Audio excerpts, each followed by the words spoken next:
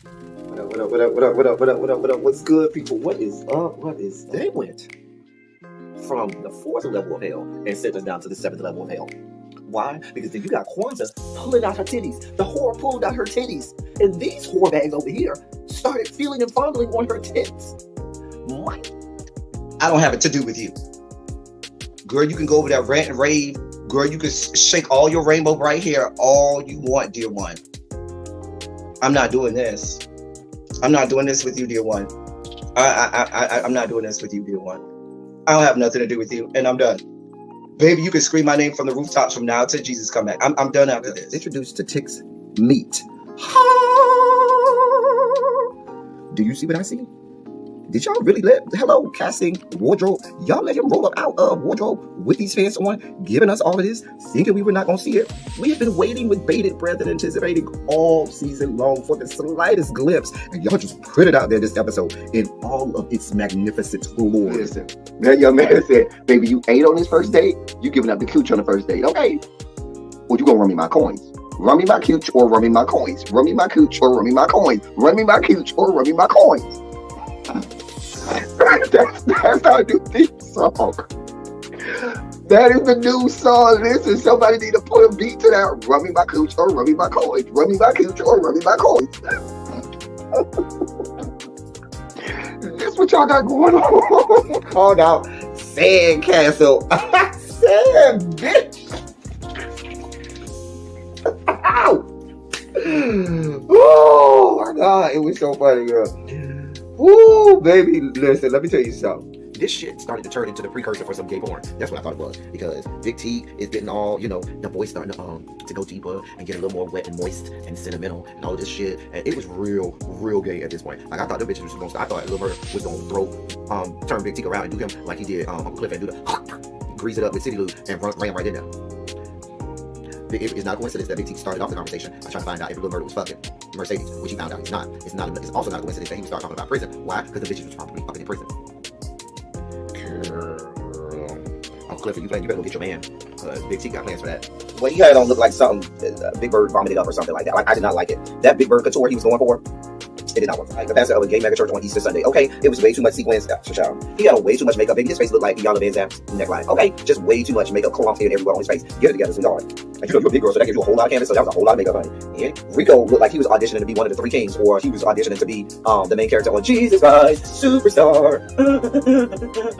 Girl, Wayne, did you have on a blue thong or a blue G-string or something? If you did, I want to see it. Get me up in my DMs. I do want to see if you have a blue thong or a blue, jock strap or something like that. I'd love to see it too. Anyway, but I liked it with the turtleneck. Now, Troy.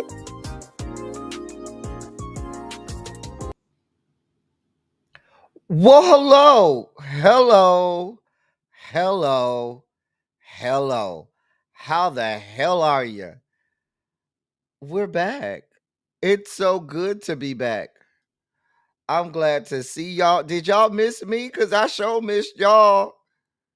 If y'all ain't missed me, I missed y'all. How about that? Lord, I sure missed y'all. I'm glad to see y'all, though. Y'all my people. Y'all are my people. I love y'all. Okay. I love y'all. Y'all, listen. When I be out of town, I come back from out of town and it be like everything happens while I'm gone. Child, just a mess. Just a come on. Open. Thing won't want to open. Everything don't want to happen while I'm gone out of town. Lord. So we got a lot to talk about. It's a lot of politics today. We have an engorged sugar spike segment today. We gonna make it through. However, it's also what? Say it with me. It is Pride Month. Happy Pride Month to all of the people. Okay? Happy Pride Month. We so glad to celebrate Pride Month. And so because it is Pride Month, at the top of every show, we will highlight either a person, it might be some person in history, it might be some person still alive, it might be an entity or an organization you need to be aware of, but it's going to be something celebrating Pride Month. Black Pride. I have nothing against people from other races, ethnicities, and cultures, but you have to go somewhere else to hear about them. Okay, over here we doing everything black, just like what we did when it was just like we did when it was Women's History Month. We doing the same thing for Pride Month. So it's gonna be black, y'all. We black, y'all. We blackity black, and we black, y'all. So some of the people you may or may not have heard of. Hopefully, every day we can give you people, places, incidents, and or organizations that teach you something that you may not have known, and you may say, oh, I didn't know that. So that's what we seek to do, just like we did during Black History Month. And then Black History Month went all the way through March. So we did it we did the Black History Month for all February, and then March, which was Women's History, we kept Black History Month going with doing Black Women's History. So we're gonna do Black Gay History today, this month. Now, I'm gonna do my best to be inclusive of all of the letters. However, I reside in the G corridor, so much of our focus will be in the G corridor. What do you want from me?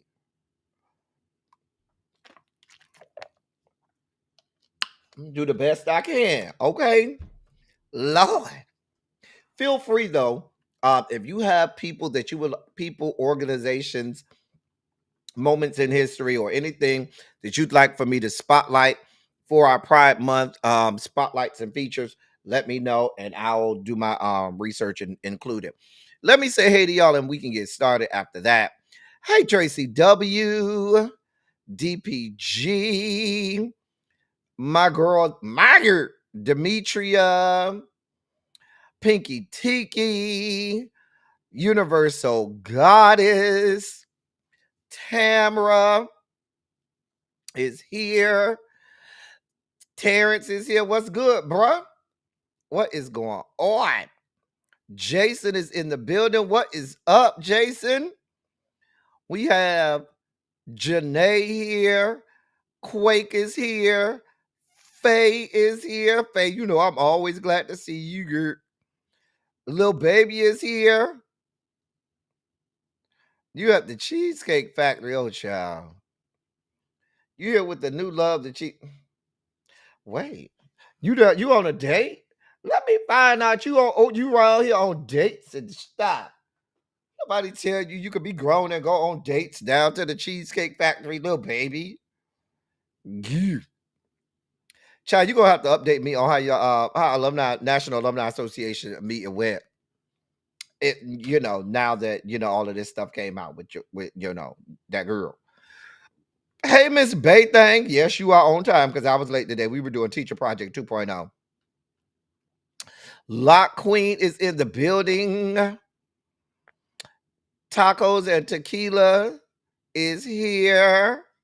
Hey, boo. Hey, boo. Well, thank you. I like this hat too. This is my Gummy Bears hat. Gummy bears bouncing here and there and everywhere. Higher pictures that's beyond compare. They are the gummy bears. Y'all, you missed me a little bit, just a little bit. That's okay. Even a little bit is okay. Child, I missed you too, DPG. Hey, Savon. Child. I be wondering where y'all go to get y'all politics fixed when I be gone. Because some of these people just don't give it like we do, okay? The people be around here, they be trying to talk politics, and they be all wrong. They be getting all of this stuff. They just don't be having the band. They don't have the bandwidth. They don't have the know-how to do it like we do over here. Okay. Hey, Jeannie. Child. Hey, green girl. I missed you too, Demetria. Hey, Karen.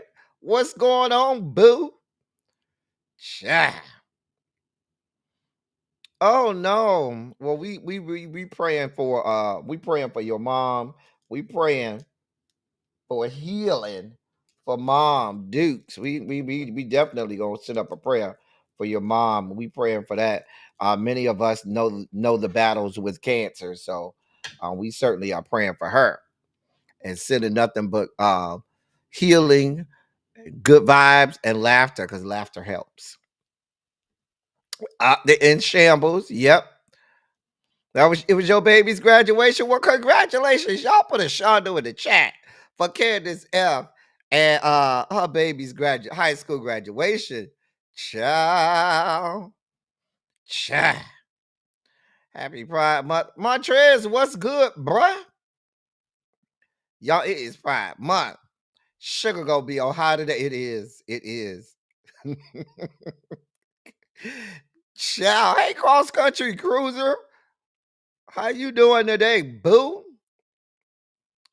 Girl.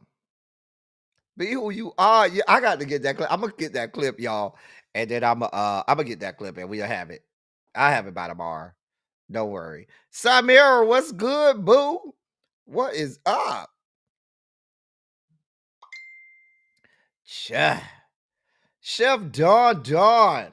What's going on, sir? What's going on? Chef. Happy Pride Month also to the people that has access to the Rainbow Coalition compound, but they reside way in the back of the compound. It's a little wooded area back there. There's a log cabin back there for the log cabin gays. There's also a little bunker back there for the DL coalition, the closeted coalition. It's a bunker back there underground for them. Now I ain't gonna tell y'all the fun that they be having in that underground bunker, but they be down there. Hey, Precious Jewel, what's going on? Tawana, what is up? What is up? Hey, Symmetry, you got 1 hour left. You got 1 hour. Let's get through it then. Cha.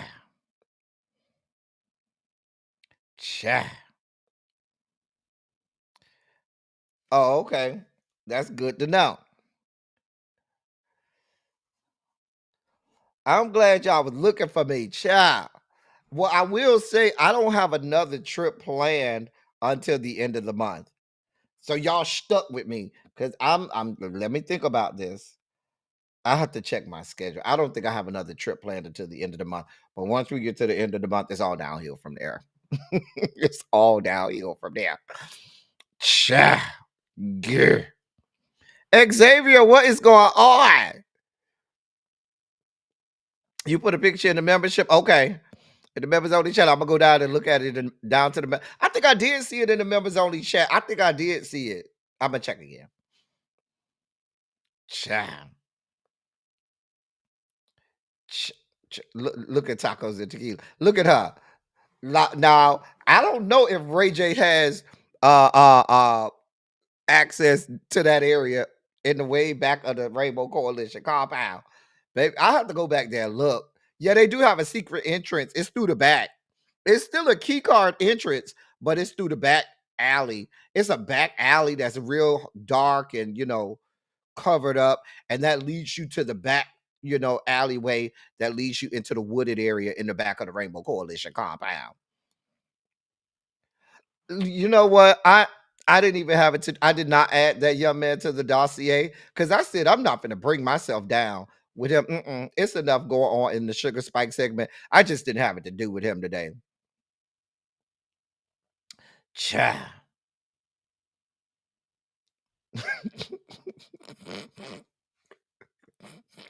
Look at Xavier. Xavier, no, he ain't shit. Well, I told them give me Pride Month off, Xavier. I said, well, let me have Pride Month off. Can I get Pride Month to myself so I could be amongst the people, be outside, just be real gay? Hey, crazy old body girl. Mm. Hey, Sharice Boone. Suge Knight. Child. I'm going to have to go look that up. Because I saw Ray J tried to come for Suge Knight. And I knew Suge Knight was gonna have a response. I'm gonna have to go look that up. I ain't really have a chance to put it in the dossier because I was doing teacher project. Normally, the time that I be doing teacher project, I'll be putting extra stuff in the dossier, but I ain't had time. Ciao, Ronald. How are you today, sir? Mm-hmm. Right. We can't do him today. I have an annual Pride voicemail. I didn't know I had one. Uh, Drake is about to kill the artistic expression. He's done, child. Anyway, and with that, we will do our first spotlight, our first feature for Pride Month. It is Pride Month. I thank you for that, Symmetry. We do put a lot of work and effort. I leave a voicemail every year. I do. I don't know.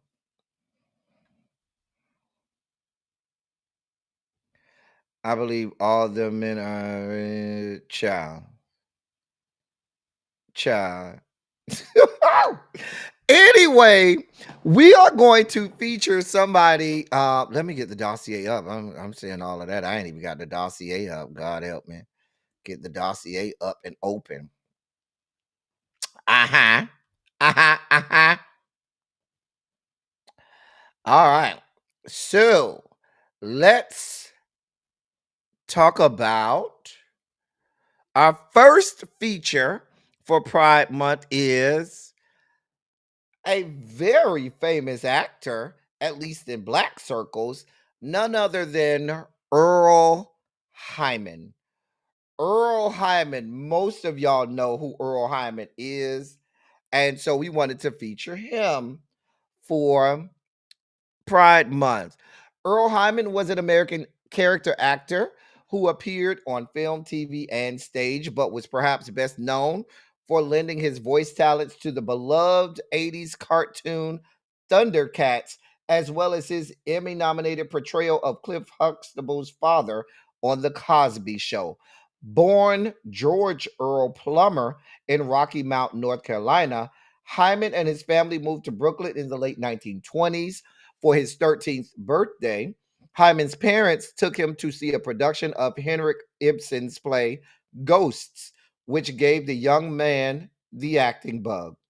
4 years later, in 1943, Hyman made his Broadway debut in the show Run Little Chillin' and joined the American Negro Theater. Very famous theater. The American Negro Theater is a very famous theater from back in the day when blacks weren't allowed on Broadway. He got his first big stage role the next year when he began a 2-year run on Broadway playing Reuben in Anna Lucasta, an adaptation of Eugene O'Neill's Anna Christie rewritten by the American Negro Theater. During this time, Hyman made his film debut with an uncredited role in Billy Wilder's Best Picture winning classic, The Lost Weekend, in 1945. In 1955, he joined the American Shakespeare's Theater in time for their first season and went on to play the titular role in their 1957 production of Othello. The following year, he went to London for the first time to play the leading role in a Royal Court production in Moon on a Rainbow Shawl. He would return to the other side of the pond a year later for the first London production of August Wilson's classic, A Raisin in the Sun. Over the next few years, Hyman would build up his Shakespeare bona fides, appearing in a TV version of Macbeth in 1968 and film adaptations of Julius Caesar in 1979 and Coriolanus in 1979 as well. Hyman got his first big break in 1985 when he was cast as the voice of Panthro and various other characters on the ubiquitous 80s Saturday morning cartoon Thundercats. But it would be the part of Russell Huxtable, the father of Bill Cosby's successful Dr. Hapless family man Cliff Huxtable, on the beloved groundbreaking sitcom The Cosby Show, that made Hyman a household name. He even earned an Emmy nomination for Outstanding Guest Performer in a Comedy Series by the third season of the show. Earl Hyman also happened to be gay. He secretly lived 55 years with his boyfriend and partner, Rolf Symes. The two met as youngsters and fell madly in love, but Hyman refused to make their relationship public at the detriment of his career. Hyman retired from acting following a guest role on the supernatural drama series Twice in a Lifetime. And on November 17th, 2017, he died at the Lillian Booth Actors Home in Englewood, New Jersey. He was 91 years old when he passed. And that, ladies and gentlemen, is the history of Earl Hyman. So like I said, I like to try to make sure that I give you stories that you may not have known.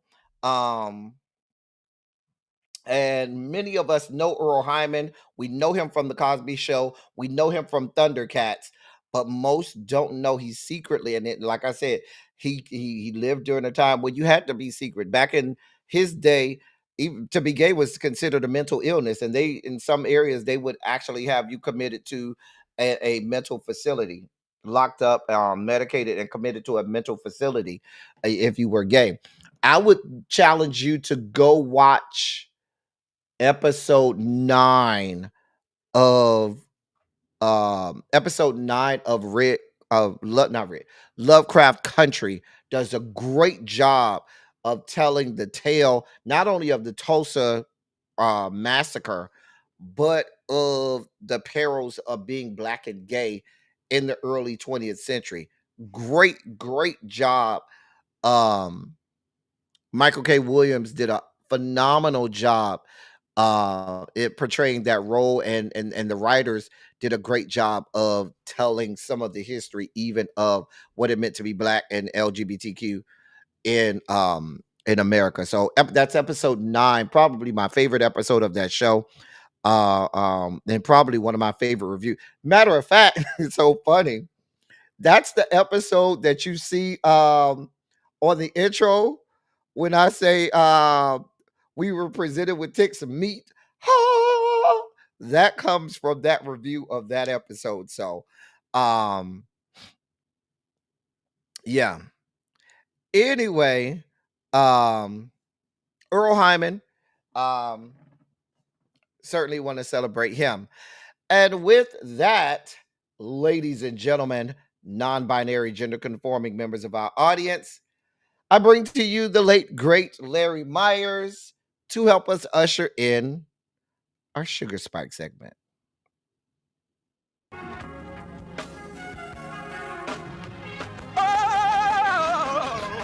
Oh God. Wow! You see, this is the part that I like. Major Sugar Spike. So loved the world, I want to fight. That he gave, his only begotten son. Major Sugar Spike. And wow! Shall ever believe. Major Sugar Spike. They shall not perish, but have everlasting life. Taste the biscuit. Jesus! I wish somebody help me. Jesus. Thank you, Larry. So I'm going to try during Pride Month in our Sugar Spike segments. I usually try to save stories for the Rainbow Coalition compound toward the end of the Sugar Spike segment, but I'm going to try to do as best I can to feature those stories as they come up more prominent at the beginning of the episodes of the Sugar Spike segment as opposed to toward the tail end of the Sugar Spike segment. Today, we travel over to the great state of Texas. Now, hey, CC, what's going on, boo? We travel over to the great state of Texas. Now, over on Teacher Project 2.0, we talked about a similar bill to this bill, but and that bill was talking specifically about that was the DEI ban bill. This is their version. This is Texas's version of the Don't Say Gay bill. It does affect parts of school like the DEI ban bill does, but this goes even further, and we'll talk about that here. The Texas legislature has passed a Don't Say Gay bill that not only bans discussions of sexual orientation and gender identity in class, but goes even further by completely outlawing LGBTQ plus student clubs. Senate Bill 12, introduced by Republican State Senator Brandon Creighton, flatly states that, quote, a school district or open enrollment charter school may not authorize or sponsor a student club based on sexual orientation or gender identity, end of quote. The law bans all diversity, equity, and inclusion initiatives, which it incorrectly defines as differential treatment based on race. The bill also contains a forced outing policy, quote, prohibiting any employee of the district from assisting a student enrolled in the district with social transitioning, end of quote, which it defines as, quote, a person's transition from the person's biological sex at birth to the opposite biological sex through the adoption of a different name, different pronouns, or other expressions of gender that deny or encourage a denial of the person's biological sex at birth. The law is similar to Florida's colloquially named Don't Say Gay bill, which prohibits public school staff from discussing LGBTQ plus identities in any capacity. Texas's Senate Bill 12 states that, quote, a school district open enrollment charter school or district or charter school employee may not provide or allow a third party to provide instruction, guidance, activities, or programming regarding sexual orientation or gender identity to students enrolled in pre-kindergarten through 12th grade, end of quote.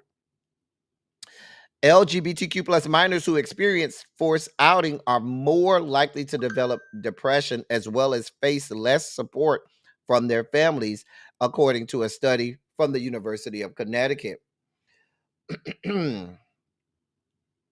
Ash Hall, policy and advocacy strategist for LGBTQIA plus rights at the ACLU of Texas, said in a statement that the law not only violates students' freedom of speech, but it puts them, quote, at risk of abuse or homelessness. Let's be clear, at Senate Bill 12 is not about protecting students. It's about enforcing a narrow vision of who belongs in our state. This bill not only violates students' constitutional rights, it also aims to censor the truth, whitewash history, and punish educators for fostering a welcoming environment where every student can thrive. Our students and educators deserve so much better, end of quote. I think one of the heinous things about this bill is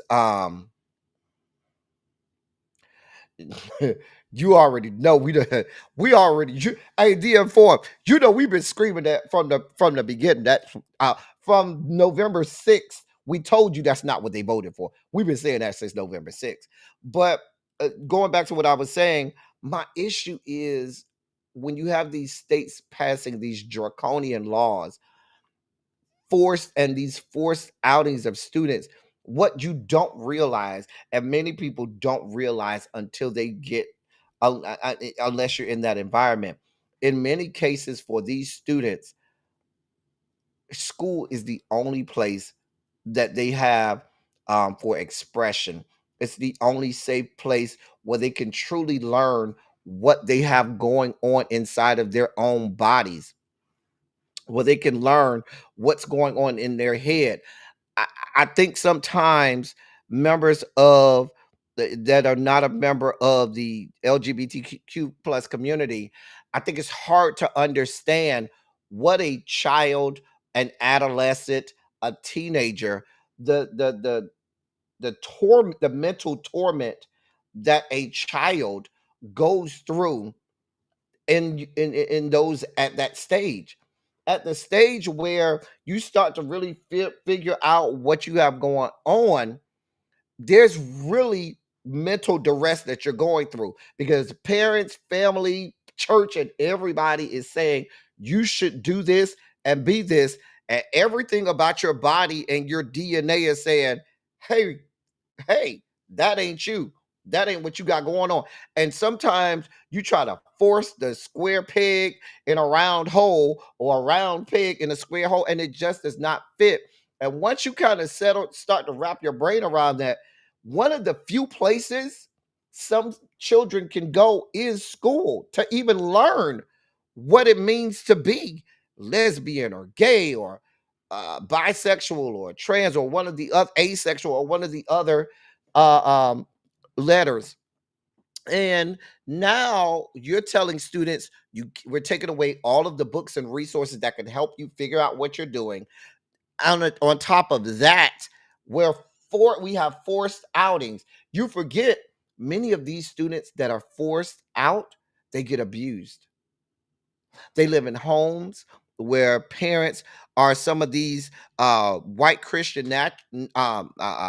nationalists or black Christian families where they say, not in my house.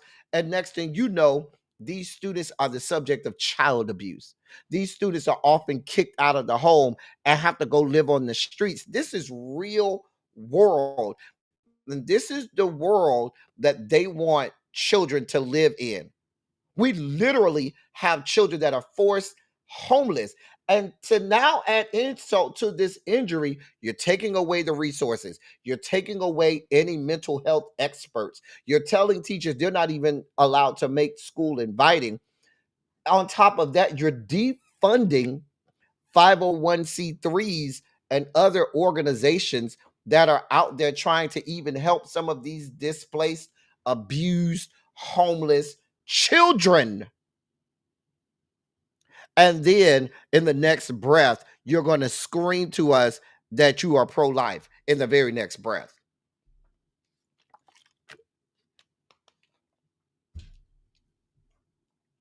I really want y'all to reconcile that for me.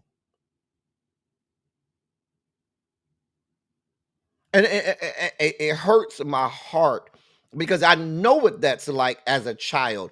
When you grow up as a child, just trying to figure out what's going on. And let's be clear, many of our households, black households, brown households, are very anti-LGBTQ plus. Let's be clear, very anti-LGBTQ plus. And now one of the only places where these students and children have to try to figure things out or have some place where they feel safe, you're taking that from them. And you're taking all of the resources away from them. This is torment. This is torture. It is insidious. It is deliberate. It is intentional. And you have people sitting back, acting as if it's business as usual. Because they might say, oh, it ain't my child that you know of. Hey, China White. Oh, absolutely. Absolutely. So I wanted to highlight this first because this is happening. Florida has their version of already has their version of this. Texas just passed this. There are many other states that already have these laws working their way through the legislature if it hasn't already worked its way through and been passed. We have to protect our children. We have to protect our children. We have to. I didn't even see that. I'm gonna have to look that up.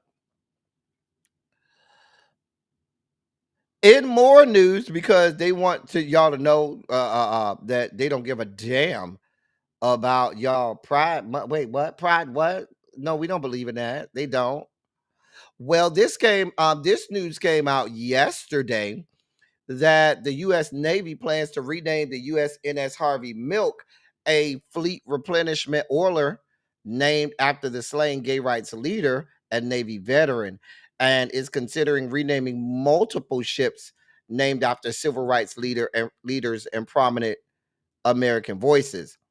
The U.S. Navy documents obtained by news outlets and used to brief the Secretary of Navy and his Chief of Staff show proposed timelines of rolling out the name change of the USNS Harvey Milk to the public. While the documents do not say what the ship's new name would be, the proposal comes during Pride Month, the month-long observance of the LGBTQ plus community.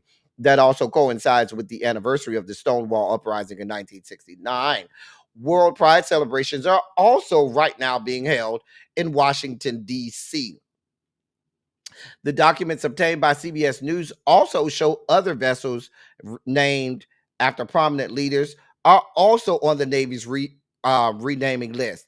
So it ain't just Harvey Milk. I don't want y'all to think that we're just talking Harvey Milk because it's Pride Month. Here are the other names. Write them down. Among other ships that are going to be renamed, the USNS Thurgood Marshall, the USNS Ruth Bader Ginsburg, the USNS Harriet Tubman, the USNS is U.S. naval ship, the USNS Dolores Huerta, the USNS Lucy Stone, the USNS Cesar Chavez, as well as the USNS Medgar Evers. I think we got all of the groups accounted for. White women, oh, you pro you're a feminist, you pro women, got y'all wrapped up in there. Oh, Hispanic community, we got y'all in there too. Oh, the black community, oh, we got y'all in there too. Yeah, everybody just lumped up in there. The gays, yeah, we got all y'all. That takes care of everybody. Hey, Sweet Pea, you think they got the USNS Doris Miller too? But just so you know, it ain't just about the gays and Harvey Milk. It's coming for everybody. Hey, Harold, Harold, Harold, Harold. Hey, hey, hey, hey. This is why I tell y'all, when they go after one marginalized community, they're going after everybody's. We don't have time to be saying, oh, that ain't my problem. That's the gays' problem. That's the Hispanics or Latinx community problem. Oh, that's the Asia problem. They coming for everybody.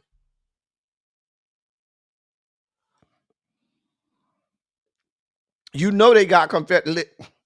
The informed, you already know. You already know.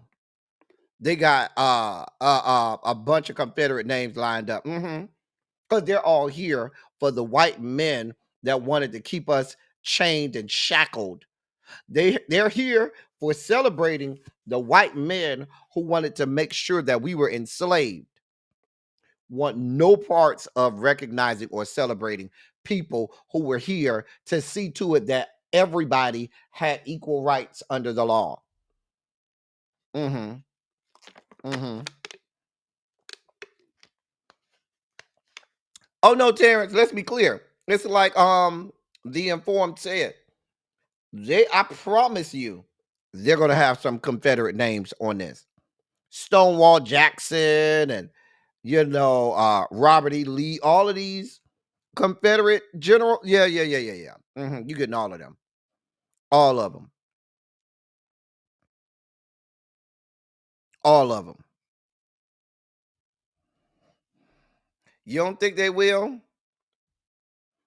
You see, they went back to naming all of them army bases after the hood after like Fort Hood and all of these other places after people. Oh, it's not after the Confederate generals. It just happened to be somebody with the same last name. Remember that? Remember we went over that? A mess. Just a damn mess. But yeah, this is happening. It is. Is. Mm-hmm. It absolutely is. Hey, Catherine Powell. Hey, Paul. Now look at who we have here. Oh, I'm missing. I told y'all that I was gonna be absent. See how Paul do me, y'all. Y'all see how Paul be doing me? You say Fort Hood is the first. Fort Hood is the one over in Killeen, Texas, right? That's the one. I think that's the one they say is the biggest army base or in America. That's the one over in Central Texas in Killeen, right? Child.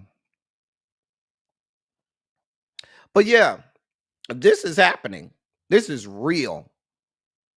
Real. So, because you gonna have some people say, "Well, I'm black. I don't really care about Harvey Milk and the gays." Well, they got y'all with you know, no Medgar Evers, no Harriet Tubman, no Thurgood Marshall. Well, I'm Hispanic, so that ain't my story. Well, they got Dolores Huerta as well as Cesar Chavez. Oh, well, you know, I'm only here for women's rights. Well, they got Ruth Bader Ginsburg as well as Lucy Stone. They're hitting everybody. Everybody.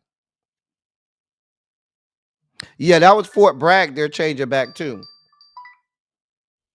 They changing everybody. Now, believe it or not, I could see John naming ships after himself or after his family members. I can see that. That I can see. Hey, Uncle Jay. I could absolutely see them naming it after him and his family members. Sure can. Mm-hmm. Let's move on. Well, oh, we're not done. It's Pride Month, and they want to make sure that we celebrate Pride Month. I told y'all we're starting off with all of the Pride stuff first. So let's get through this. Well, President Donald Trump's administration announced Monday that June will now be recognized as Title IX month, not Pride Month.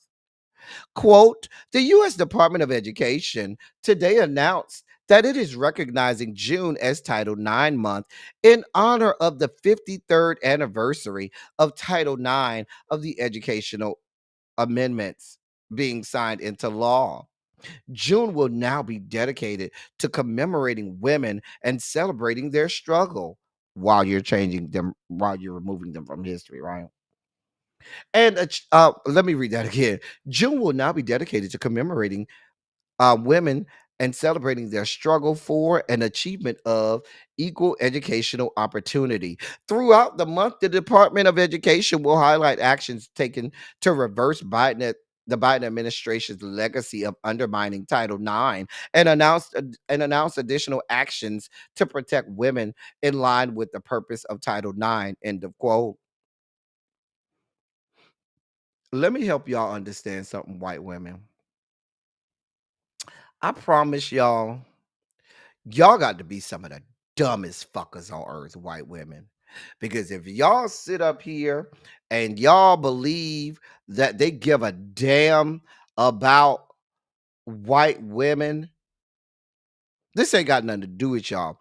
This is everything to do with their hatred of the trans community and the entirety of the LGBTQ plus community. And notice I made sure to say the entirety of the LGBTQ plus community, because there's some gays around here saying, well, the trans issues are not my issues, not knowing, baby, they're coming after you as well.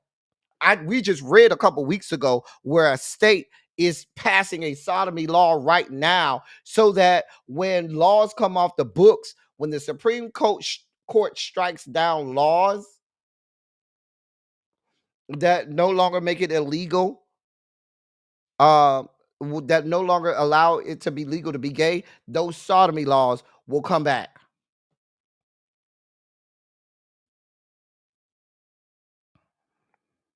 They don't give a damn about you white women.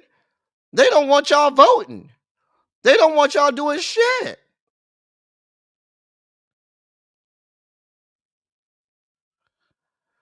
I mean, what are we talking about? Hey, Shay.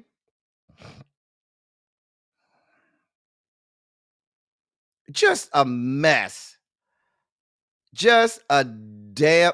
Oh, you know the turfs are having a fucking field day. The turfs are having a fucking field day. Do you hear?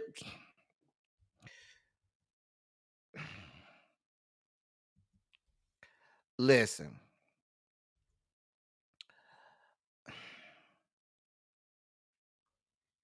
For those of you who don't know what a turf is, it's trans extremist radical feminist. That's what it means. Trans extremist radical feminist. That's what it stands for. And that's those are women who don't believe that the trans community should exist.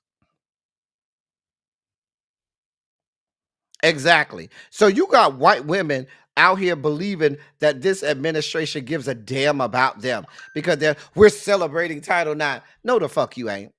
On while you're ceremoniously doing away with the history of women deeply involved with the feminist movement, women deeply involved in the history and fabric of this girl. If y'all don't go sit the fuck down somewhere, hey Tarshell. Hmm. The announcement that this would no longer be known as Pride Month and be known as Title IX Month. The announcement also specified that the Department of Education's Office of Civil Rights is kicking off the first ever Title IX month with 2 transphobic investigations into the University of Wyoming and Jefferson County Public Schools in Colorado over possibly allowing trans women and girls in private women's facilities.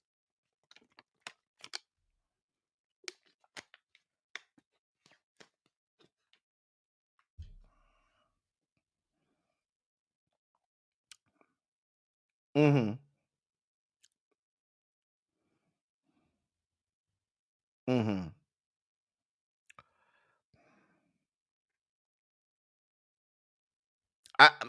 This is happening. They are listen, while y'all are sleeping, while y'all not paying attention, members of the Rainbow Coalition compound, they're removing you from history. Hey, lovable Denver, how you doing, boo?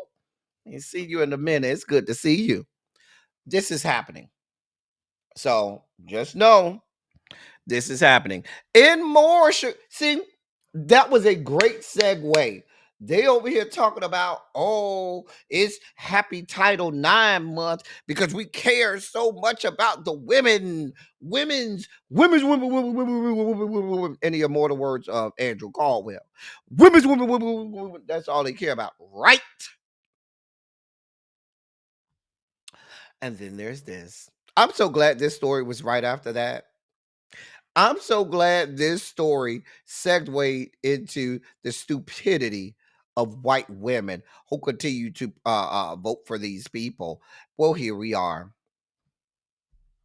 The Trump administration announced yesterday it is rescinding Biden era guidance that uses a federal law to require hospitals to stabilize patients in need of emergency care, including by providing an abortion.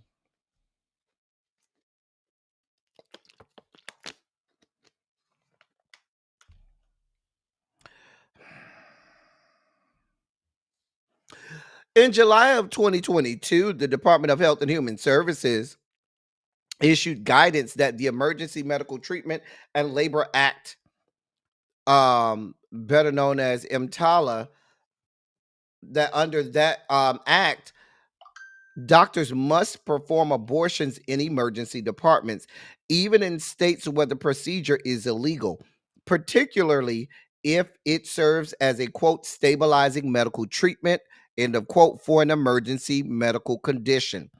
Emergency medical conditions included, but were not limited to, quote, ectopic pregnancy, complications of pregnancy loss, or emergent hypertensive disorders such as preeclampsia with severe features. End of quote. EMTALA, which was passed in 1986, ensures that emergency patients receive services and treatment regardless of ability to pay. Hospitals that refuse to provide, quote, necessary stabilizing care or, quote, an appropriate transfer, end of quote, can face civil monetary penalties. The Health and Human Service Department of Health and Human Services guidance was one of the attempts of the Biden administration to preserve abortion access after the U.S. Supreme Court overruled Roe v. Wade, ending federal protections for abortion rights. However, HHS and the Centers for Medicare and Medicaid rescinded the guidance, as well as an accompanying letter from former HHS Secretary Xavier Becerra saying they, quote, do not reflect the policy of this administration, end of quote. A press release from HHS went on to say, quote, Centers for Medicare and Medicaid services will continue to enforce EMTALA, which protects all individuals who present to a hospital emergency department seeking examination or treatment, including for identified emergency medical conditions that place the health of a pregnant woman or her unborn child in serious jeopardy. CMS will work to rectify any perceived legal confusion and instability created by the former administration's actions. End of quote, the press release said.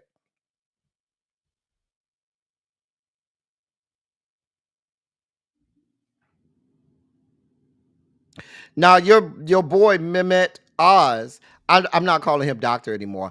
I'm just choosing to revoke your ability to call yourself a doctor. Mehmet Oz, he's on record saying on Twitter, X formerly Twitter, quote, EMTALA is clear and the law has not changed. Changed. Women will still receive care for miscarriage, ectopic pregnancy, and medical emergencies in all 50 states. This is not and will not change in the Trump administration. End of quote.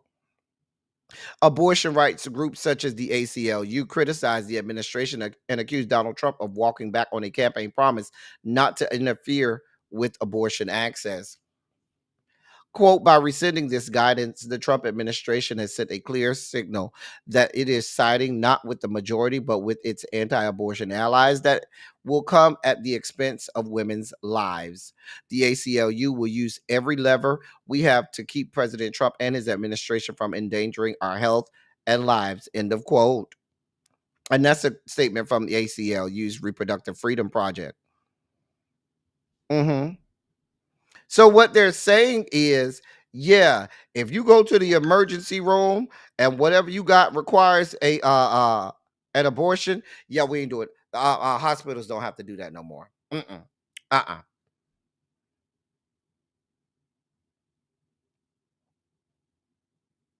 Mm-hmm.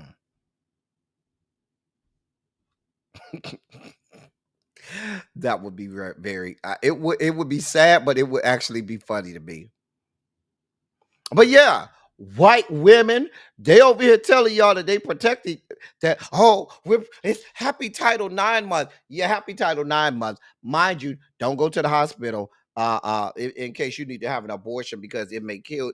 Having a child may kill you because you're gonna die. Uh huh. Here we are. Here we are. Here the fuck we are.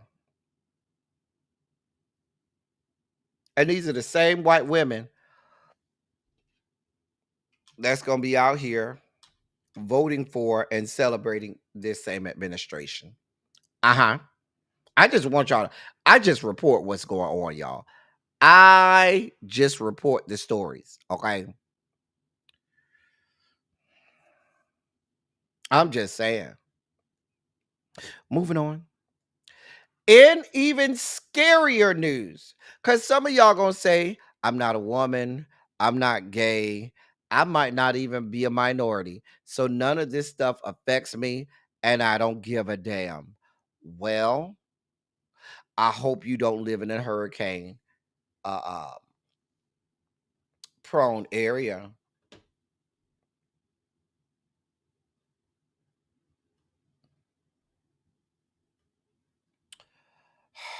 Let me read this to you. This is going to take me a little minute, y'all, because I want y'all to wrap your hands around everything that I'm telling you.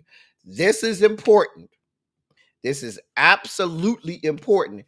If you live on the eastern seaboard, specifically, or in the Gulf Coast, any areas that are prone to having hurricanes that can go through there, pay attention. Hold your horses. FEMA employees were left bewildered during a Monday briefing after the FEMA chief, David Richardson, remarked that he hadn't known that the U.S. had a hurricane season.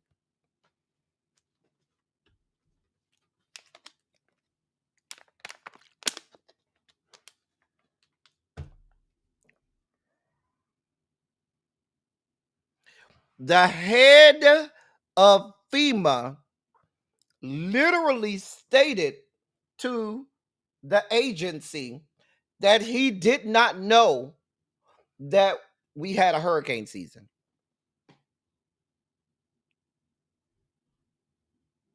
Let me say this again. The person who your president appointed to head FEMA did not know that our country had a hurricane season. I want y'all to wrap y'all hands around that.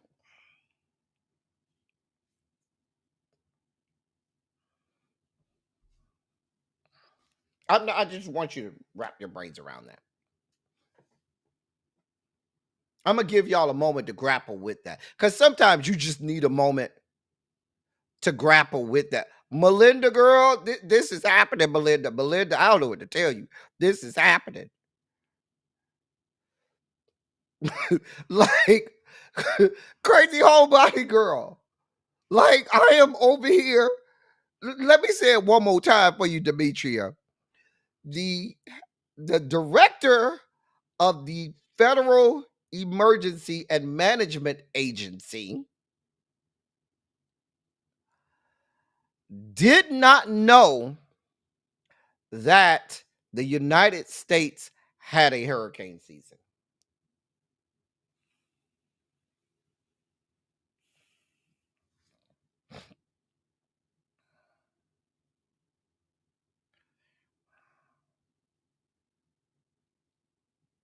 And that's the thing, Green Girl. We are Chimera. I told y'all these people are trying to kill us. They try to kill us all. Now, David Richardson, the head of FEMA, now he took over in May. He remarked during an all-hands meeting and offered no clarification whether it was meant as a joke or in earnest. The confusion added to ongoing frustrations inside FEMA, where recent leadership turnover, staffing cuts, and a delay in updated disaster plans have many worried the agency is unprepared for what's expected to be an unusually active hurricane season. Now, if it wasn't scary enough that your head of the Federal Emergency Management Agency did not know that there was a hurricane season, here's even more scarier things. Officials at FEMA are doing away with a hurricane response plan that its recently appointed leader, David Richardson, had said was close to completion. And that's according to agency staff. With hurricane season kicking off this past Sunday, David Richardson told staff in this same Monday all hands meeting that the agency would be returning to the same guidance for hurricane response as last year.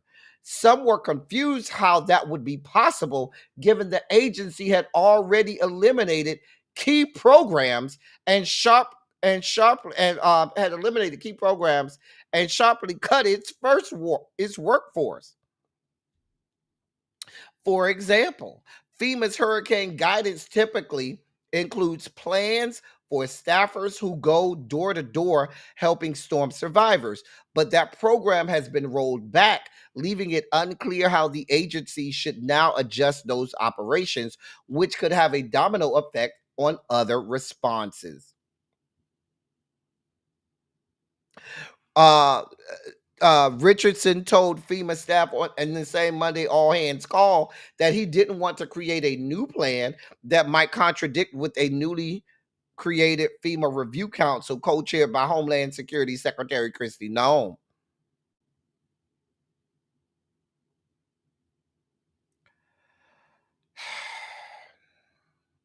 Here's what he actually said. This was his exact words in preparation for hurricane season. Quote, here's the exact quote. Quote, here's the guidance.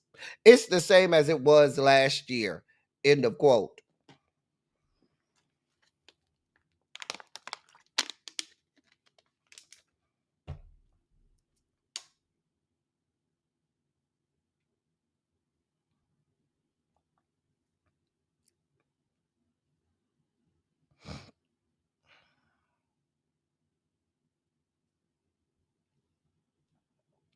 Mind you, meteorologists around the country are coming to grips. If you live in a hurricane area, there are literally meteorologists coming on television. Hey, Miss Cookie Ray, telling people that their hurricane guidance and those hurricane maps, we call it the cone of death. When you have a hurricane approaching and they're able to give you those hurricane forecast maps, they are saying they do not expect them to be as accurate this year because they're sending up less weather balloons to give guidance and science on weather trends and so forth.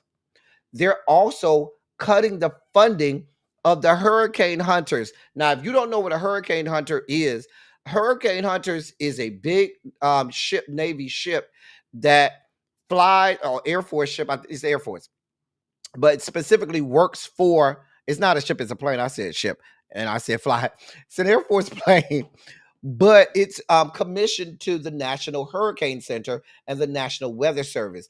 And what the hurricane hunters do is they fly through the hurricane to drop equipment and things that help them get readings, barometric pressure, wind speeds, and a whole bunch of other things that they need to forecast the hurricane.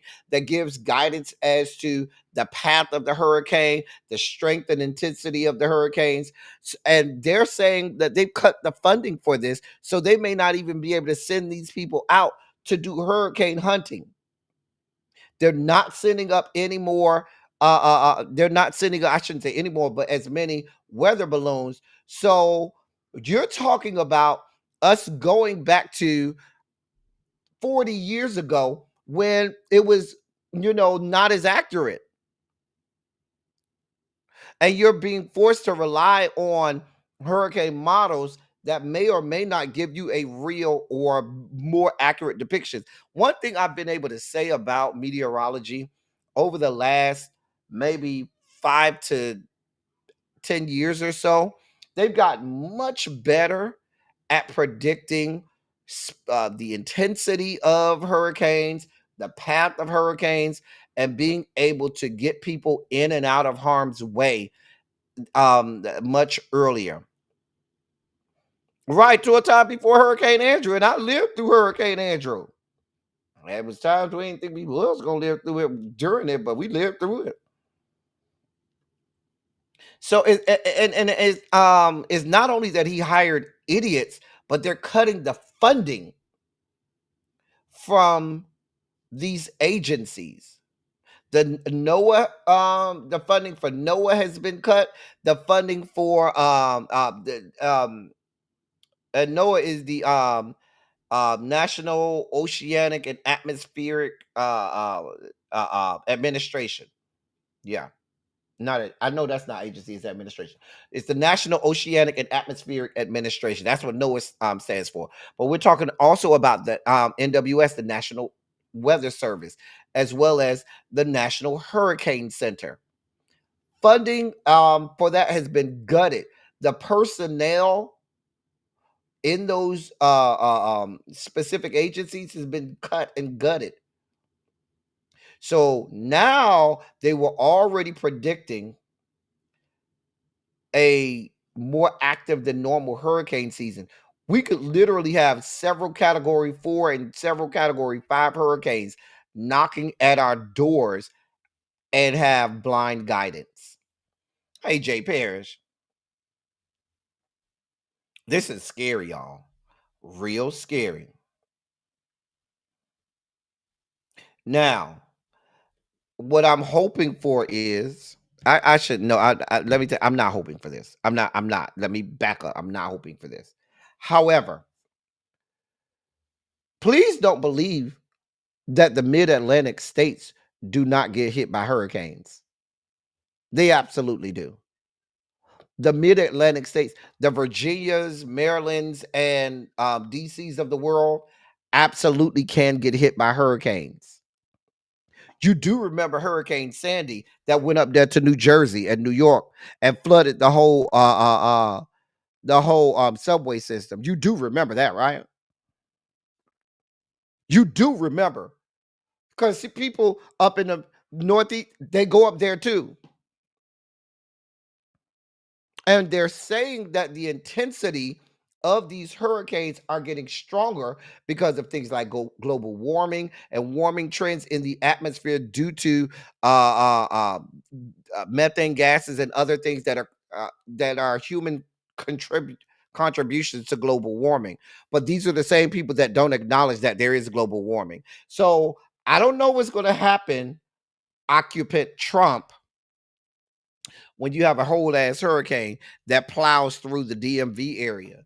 I just want to know what that's going to do for you. I want to know Governor Hot Wheels, Governor Mima, and many of these other Governor Death Sentence, and many of these other states around the Gulf Coast, around the Southeast, that are as red can get. And your federal government is scrapping FEMA.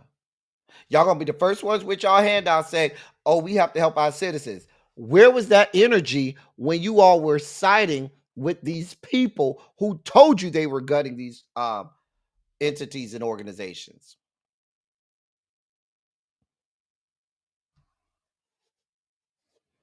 I'm just saying.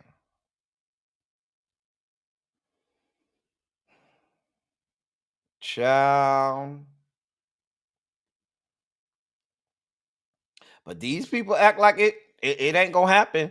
That's just like Governor Quasimodo was the first one with her hand out when those tornadoes just plowed through Arkansas a couple weeks ago. First one with her hand out. Governor Quasimodo, you know I can't stand that bitch. Oh, you know she get on my last good nerve. I just did the story last week where they said they're not going to give government funds. They're giving no more government funds to the great state of North Carolina. So for all of those North Carolinians, those white people that were out here voting for these people, understand you probably will not be left unscathed, and you will still be trying to pick up the pieces from Hurricane Helene, all the while preparing for the next category 4 or 5 hurricane to come plowing through there. This is what we have going on. People are going to die. I'm just going to be honest with you. I'm not going to sugarcoat it. I'm not going to be nice about it. Stuff like this means people will die. Let me say again, stuff like this means people will die.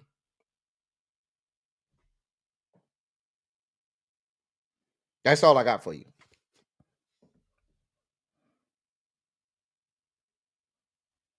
But don't worry, I'm going to be right here for you. I'm going to be out here. I'm going to give you as much information as I can. I'm one of these nerds. Now, I'm going to tell you how nerdy I am. I'm going to tell you how nerdy I am, okay? I'm going to tell you. Don't laugh at me, y'all. Y'all going to judge me when I say this, right? But I want y'all. I'm one of these people that follow people like Ryan Hall, y'all. If you don't know who Ryan Hall, y'all is, Ryan Hall, y'all is one of, and there's several other people that I follow, but those are actually uh, channels that do nothing but follow the weather. When a hurricane comes, they actually go through and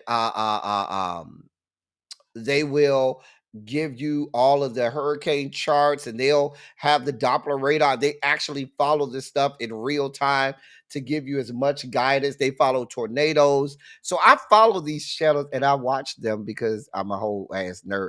Judge Mammy, don't judge me. Ryan Hall, y'all, my boy, the other little white boy, Max Velocity, that's his name. Max Velocity is another one.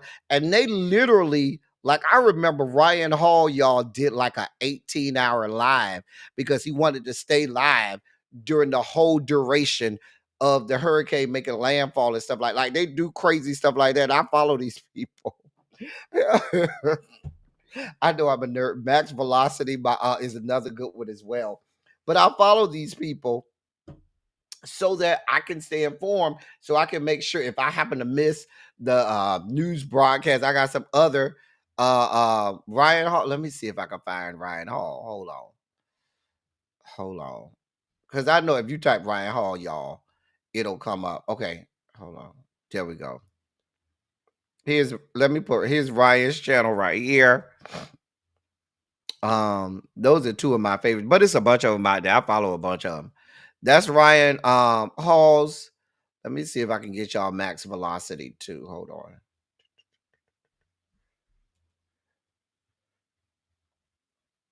Here's Max Velocity's channel. And they follow, and all of them have not only do they have YouTube channels, they also have Twitter. They also have all social medias as well. So sometimes when people's like when your power goes out and you may not be able to use your computer for internet, you still can go on their social media and follow a lot of the things that they have there. So I'm not saying that YouTube has to be your weather source, but what I am saying is diversify and have several methods of being able to get news when legacy media fails. I'm just being honest with you. When legacy media fails, have other ways, mechanisms, and platforms to get your to get what you need. Anyway, in more news, now what's so funny is I was there. I wasn't at this actual event, but I was in the city when this took place. So in Tulsa, Oklahoma, that's where I was this past weekend. I was in Tulsa, Oklahoma. And while I was there, they announced this. The Tulsa, Oklahoma mayor, Monroe Nichols, who you see there, on Sunday, he unveiled a $105 million reparations plan for the descendants of the Tulsa race massacre. The attack, and we know when Tulsa race massacre happened, we don't need to rewrite history. But if you remember, he became Tulsa's first black mayor just last year. And he announced the Greenwood Trust. Now, when I was in Tulsa, I went over to Greenwood, visited the the museum there, went to the little cigar lounge that's right across the street from it. Matter of fact, I took pictures over. Let me make sure I can't scroll too far in my Google Photos because y'all might see some stuff, that's not YouTube presentable. But here's like a picture. Hold on. When I was there, because I went over, hey E Starkey. See, there's I don't know if you can see it. Greenwood and Archer.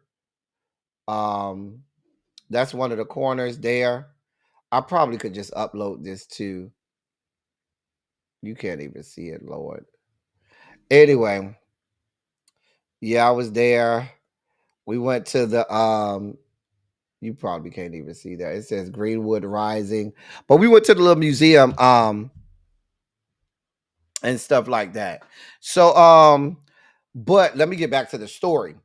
The Mayor Nichols, he announced the Greenwood Trust, which is a $105 million charitable initiative. Um And he announced that on the first official Tulsa Race Massacre Observance Day. So they started the first ever Tulsa Race Massacre Observance Day. And that happened on Sunday, June 1st. And that's where he made the announcement. The trust is part of the Road to Repair, which is a multi-step. The Road to Repair for them is a multi-step plan aimed at healing generational wounds, according to the mayor's office. In his statement on Sunday, he said, quote, "This is a critical step to help to unify Tulsans and heal the wounds that for so long prevented generations of our neighbors from being able to recover from the race massacre." End of quote. The mayor said. I went to the area, and they've really fixed up that area. Some nice shops, some nice buildings, and businesses. Really nice. It's fixed up really nice. It's actually around the corner. I didn't know it was that close to Oklahoma State University. But I went there, looked around, took some pictures, went to the cigar lounge. I don't smoke, but I went with my friends to smoke where they were smoking cigar. I just drank. Um, you went once for someone's family reunion. So yeah, so I'm glad to see that they are at least the city is going out of its way to do something for the descendants of the Tulsa Race Massacre.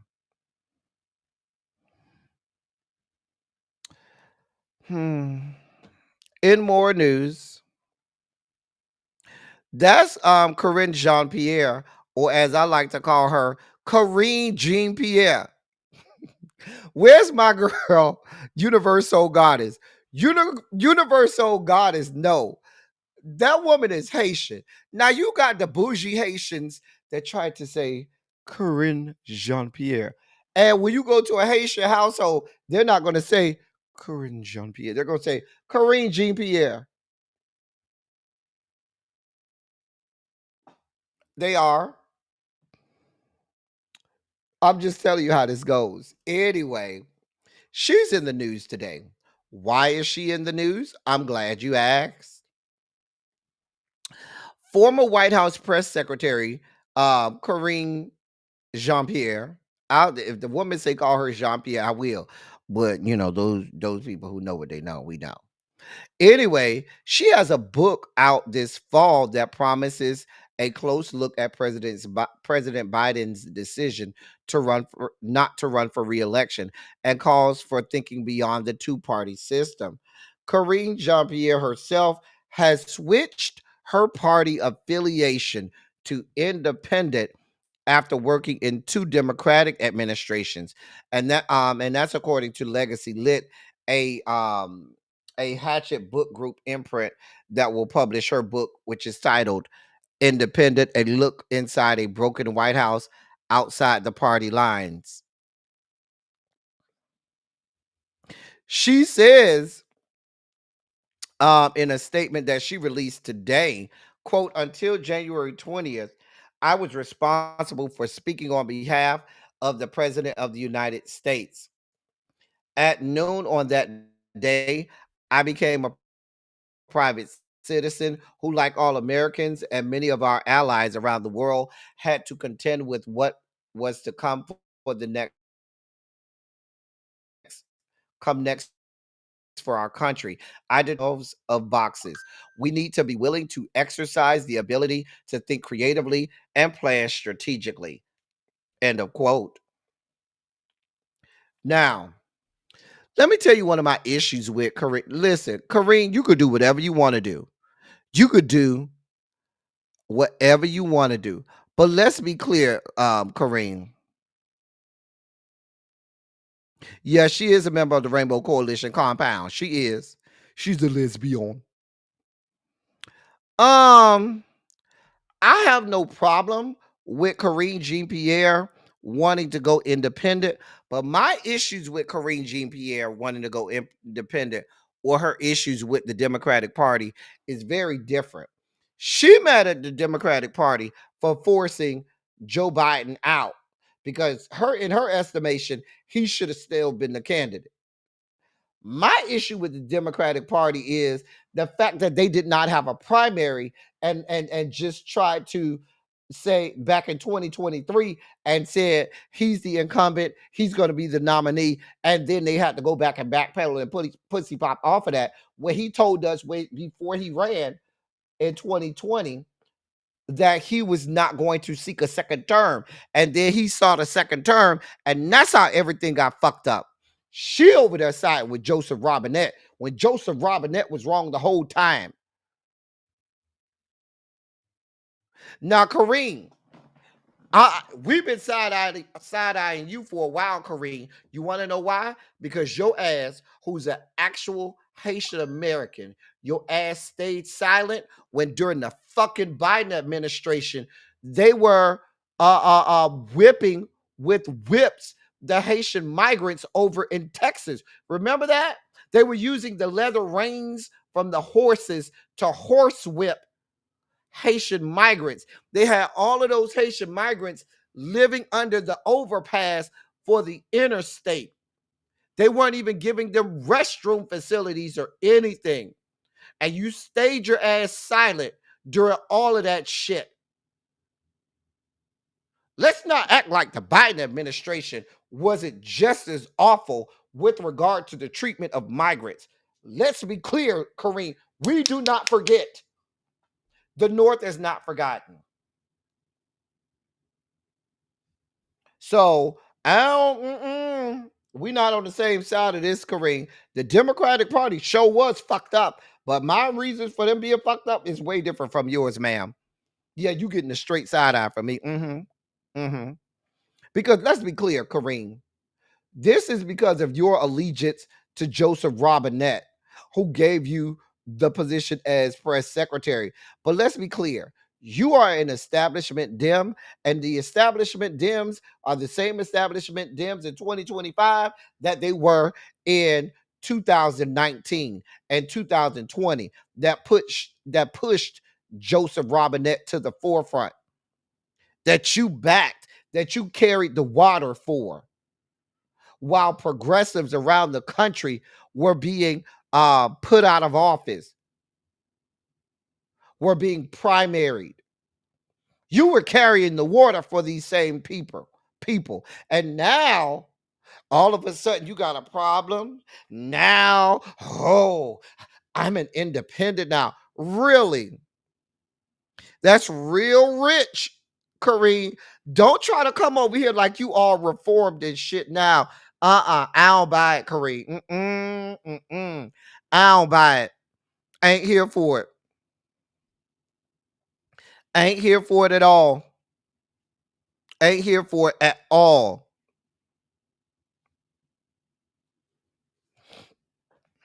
Child E. Starkey, it's all a bunch of bullshit. Nah, you trying to sell books, Karine. We get it. We get what you trying to do. Baby, your book is coming out, and you saying this on the cusp of your book coming out, helps with sales, publishing company, wants to get that good money. Nope. We see you for who you are, Karine. Do.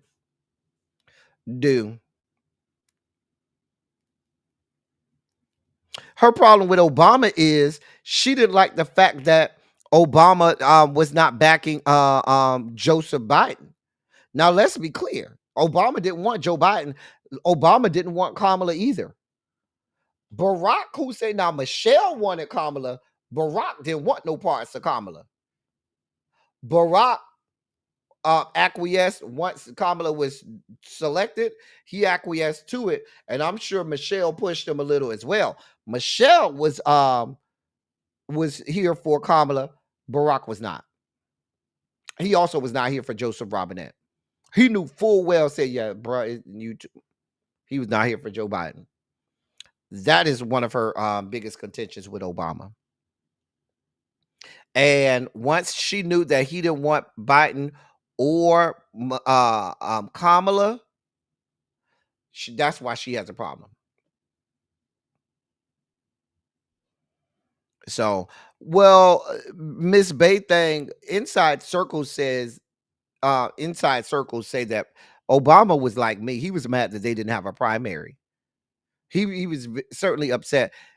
He's been saying in private circles, from the people that I know that can gather intel from that area, he's been saying that the direction of the Democratic Party, it has not been good since he left.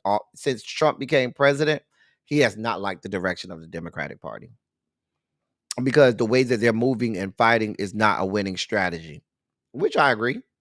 I totally agree. I don't agree with everything Obama says, but that part I can agree with. So, I think that if you're asking me, I think Barack feels like there are other people that they're not looking at in the similar way that they were not looking at him. Remember, during the 2008 election cycle, 2007 going into 2008, it was all Hillary Clinton. It wasn't until Barack started to win primaries that people started to come along.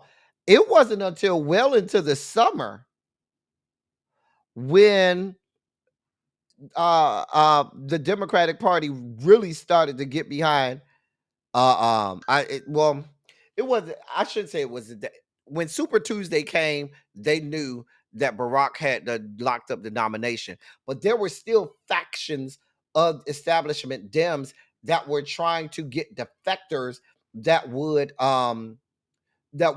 commit their votes to Hillary, even though Barack had locked up the nomination. There were still defectors.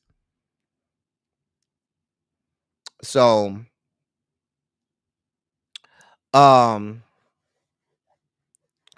it's interesting. But Karine, we see you for who you is, honey. Do.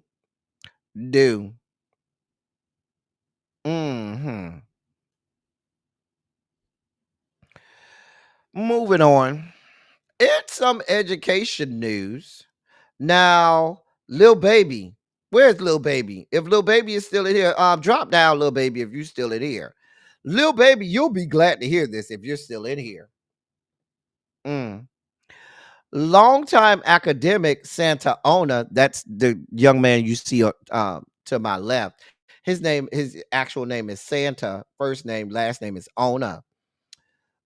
Santa Ona was rejected Tuesday for the University of Florida presidency by the State University System Board amid sharp criticism from political conservatives about his past support for diversity, equity, and inclusion programs and other initiatives they view as unacceptable liberal ideology.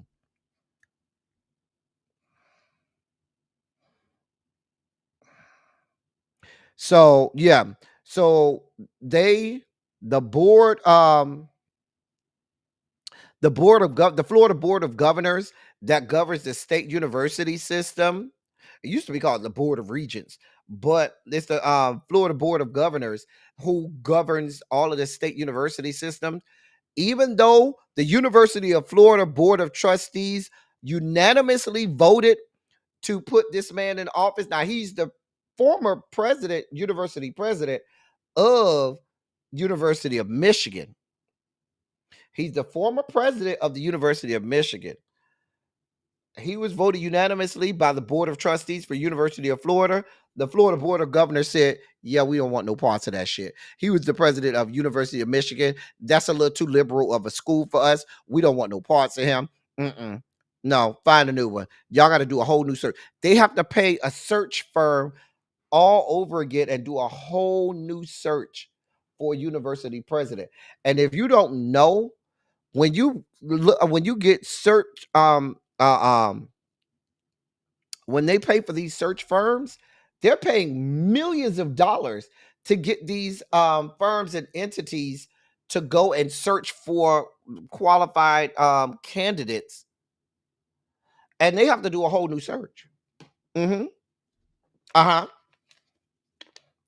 their sole reason for voting no was because of his previous stances with regard to diversity, equity, and inclusions. Now, even with him being unanimously voted, had he gotten a job, his proposed contract included a number of ideological requirements, such as how well he stopped programs that focus on diversity, equity, and inclusion, or DEI. He was to cooperate with Governor Ron DeSantis, his office of government efficiency, because Governor DeSantis created his own office of government efficiency. And he was only to appoint other university officials and deans who, quote, are firmly aligned with Florida's approach, end of quote. So meaning, if you appoint any university officials or deans who are not aligned with Governor DeSantis and this conservative state's approach, you can be fired. Now, I'm saying that, little baby, because I can promise you they're going to take that same approach with FAMU and with all of the other state schools. They're going to do the same thing.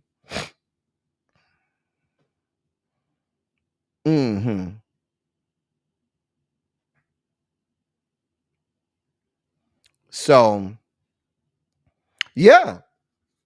And I could see once and little baby, did they approve MAGA Marva yet? Has she been approved yet by the Board of Governors? But my point is, you're going to see a lot of defections of the faculty and staff at all of these universities, because they're like, we're not going to put up with this. They're going to strong arm faculty and staff into submission, into being nothing more than institutions that promote the propaganda of the conservative right. And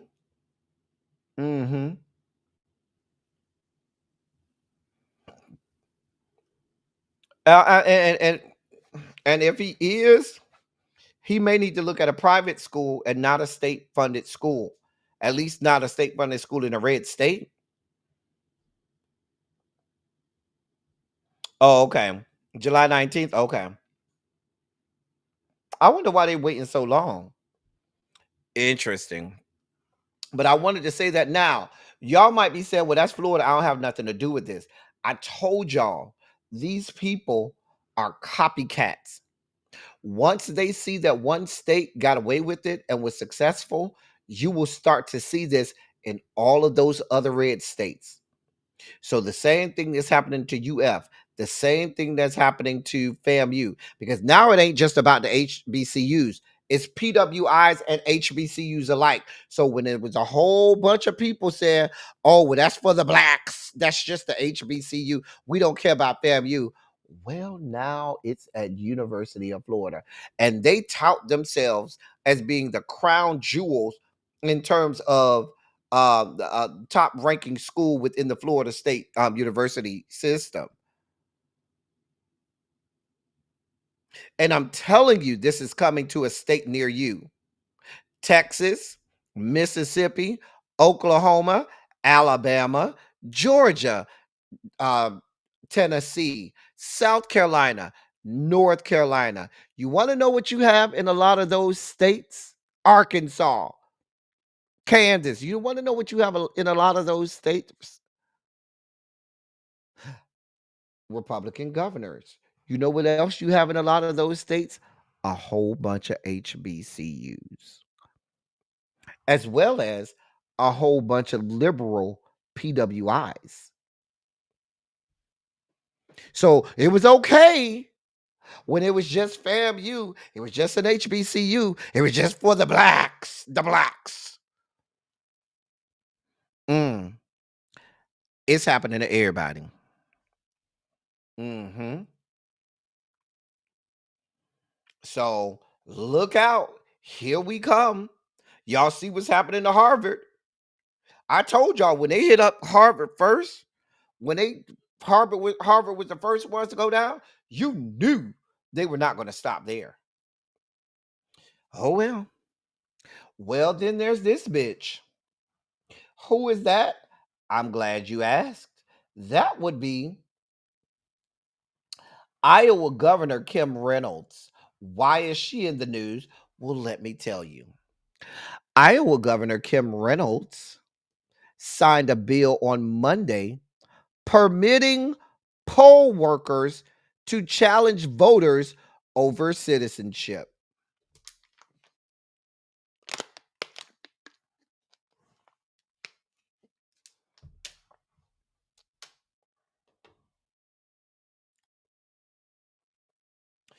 The House File 954 legislation will require individuals to present proof of citizenship to election workers who question their legal status in the United States. If poll workers are not satisfied with the supporting documents, a voter would only be allowed to cast a provisional ballot until their citizenship is confirmed by state or federal records. Concerns regarding non-citizen voters casting ballots heightened last year after President Trump and Vice President Vance spread unsupported claims that the issue of immigrants without legal status committing voter fraud was widespread. Iowa Secretary of State Paul Pate, who's a Republican, shared similar allegations and challenged 2,000 ballots days before the 2024 general election. An investigation revealed that 35 of the 1.7 million votes cast were ballots from non-citizens. Let me say again, 35 out of 1.7 million.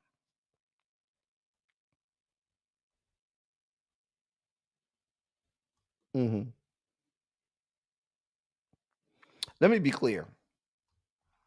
Y'all, these are freedom papers again. This is people having to show freedom papers again. This is nothing more than when black people during the 1800s had to show freedom papers. Now, let's be clear, during the 1800s, black people ain't have no right to vote nowhere in America. But telling someone, especially a lot of our, because this is going to target many of our Asian, AAPI, and Hispanic Latino population, having people show proof of citizenship is no more than having people show freedom papers.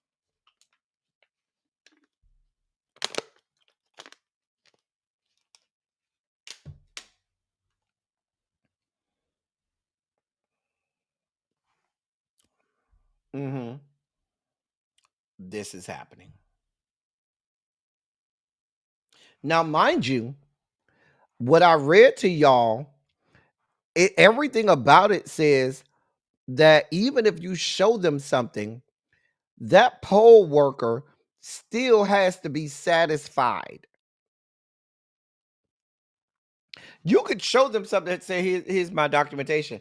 Then they're gonna look at it saying, that's faded a little too. It's a little too faded. Yeah, that don't work for me. No, that's not gonna work out. It's no more than when we have poll taxes and you have to look at a jar and say, how many beans in this jar? It's no more than them saying, oh, we are in the Fifth Circuit. I need to know the middle names of every judge who sits on the bench in the Fifth Circuit. These were literal things that they would do.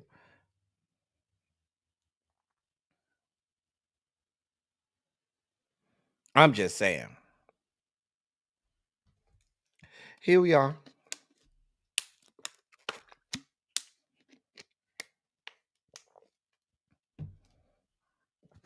Yep. Yep. Here we are. Oh, it gets. I told y'all when I left and went out of town, they went haywire and gave us a lot of shit that we needed to cover during the sugar spike segment. I told y'all it was a lot going on. Well, let's go back to the great state of Texas. Republicans in Tarrant County, Texas, are quickly pushing a redistricting plan that would dilute the voting power of Black people in this north central region of the state that includes Fort Worth and Arlington.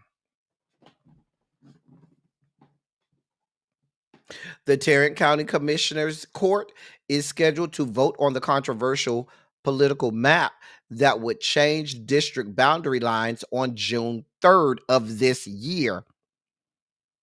After 9, so that's when they're scheduled to have the vote. That was yesterday. I ain't looked to see how the vote went. After just 9 weeks of study, so they're looking to they've scheduled a vote on this controversial political map that would change the boundary lines. They were scheduled to vote on that yesterday, and they only took 9 weeks to do the study. The process usually takes months to assess the impact of redrawing voting districts. The top Republican judge on the commissioner's court is who you see to my left. That will be Tim O'Hare. I'm sorry, my left is this way. Yeah. That's who you see right there. Tim O'Hare, okay? He's the top Republican judge on the commissioner's court. He has boldly declared that the move is most definitely political in nature. He said, quote, give me a map that guarantees 3 Republican commissioners' seats. That's what I've asked for. End of quote. That's what he said. He said, quote, give me a map that guarantees 3 Republican commissioners' seats. That's what I've asked for. End of quote.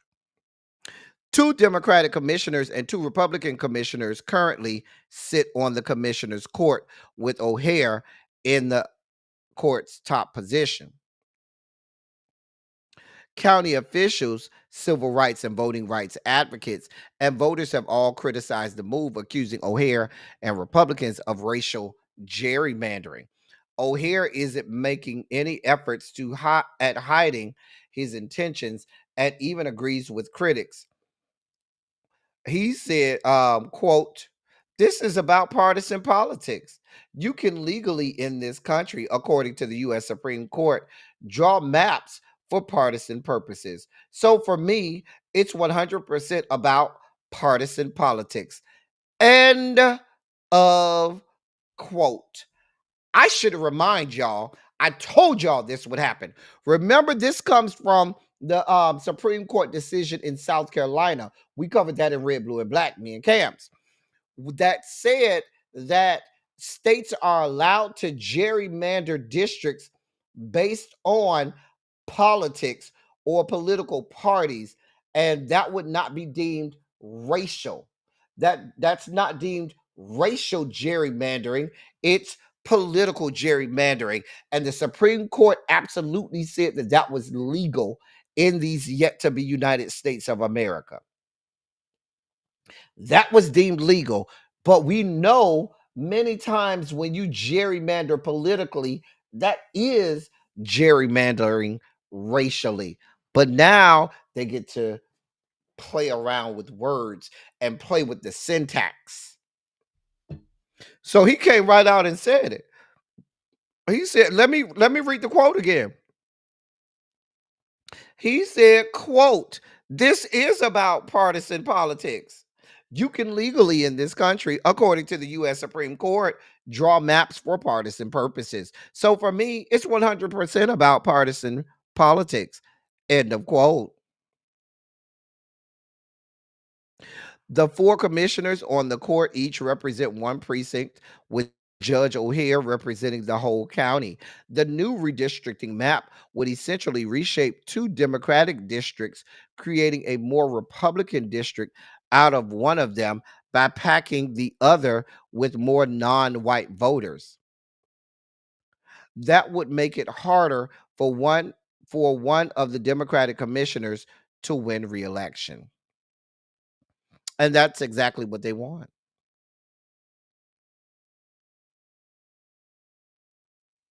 That's exactly what they want. The United States Supreme Court have given these people reason to be racist and calling it something else.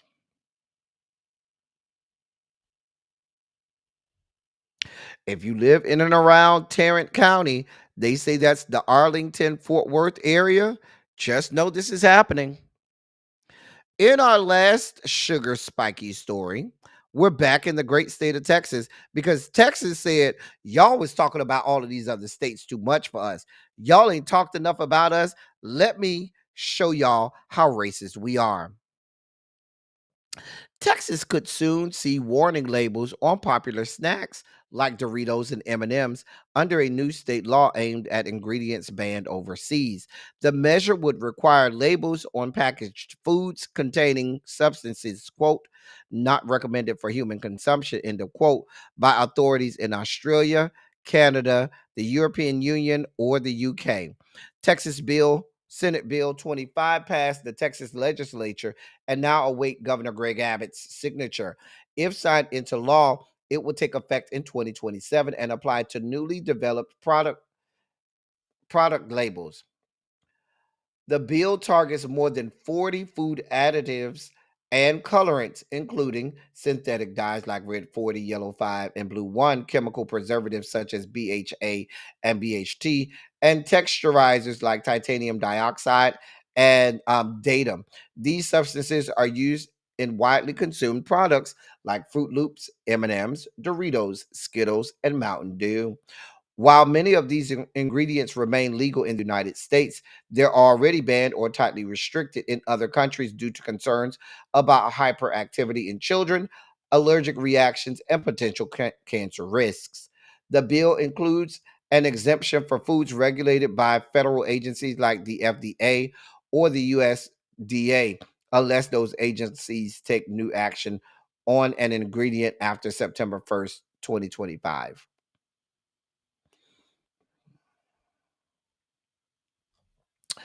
Although the law would only apply in Texas, food manufacturers often make nationwide changes rather than create separate labels for individual states. Similar ripple effects followed past state level laws, such as Vermont's genetically modified organisms or GMO labeling law, which prompted many companies to label genetically modified ingredients nationwide. California's Proposition 65 led to warning labels for chemicals linked to cancer or reproductive harm. Major industry players, including PepsiCo, Coca-Cola, Mondelez International Inc., and Walmart, opposed the Texas bill. In a joint letter reported on by Newsweek, they argued it creates legal confusion and logistical headaches by relying on foreign standards. The Consumer Brands Association, according to Fortune, argued Governor Abbott urged Governor Abbott to veto the measure and said U.S. ingredients are already subject to rigorous safety standards. West Virginia passed a similar law in March 2025 that banned several synthetic dyes and preservatives, including Red 40, Blue 1, and BHA. That law takes effect in 2028. Legislatures in at least 30 other states, mostly Democratic led, are considering comparable measures, signaling a growing nationwide push for transparency in food labeling. Health and Human Services Secretary Robert F. Kennedy Jr. publicly backed the bill as part of his, quote, Make America Healthy Again initiative. In April, HHS and FDA announced plans to phase out petroleum-based dyes by the end of 2026 and accelerate approval of natural alternatives. They're also partnering with the National Institutes of Health to study how food additives affect children's development. Here's where we're going to have a problem. This all sounds good, well, and dandy right now.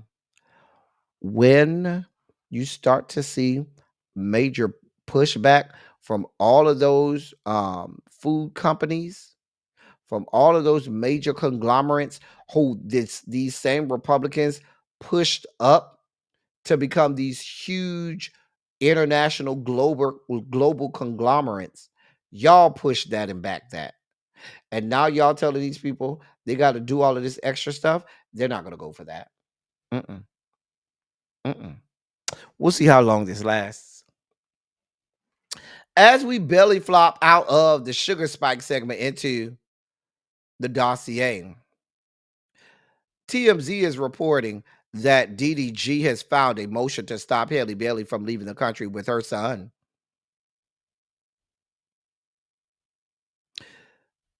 He filed an emergency motion to stop her from taking their infant son out of the country, claiming she poses a, quote, imminent emotional and psychological risk, end of quote, to the child. He filed the documents this morning asking for an emergency hearing because he says she has made plans to fly with their son Halo to Italy on Saturday. He says the courts shouldn't allow this because she isn't mentally healthy enough to care for herself and their child, and he worries about what she might do if she leaves the court's jurisdiction. He provided examples of alleged conduct he thinks is troubling, claiming she once took his gun and left the house without telling him where she was going. He also alleges that he ultimately found her outside holding the weapon.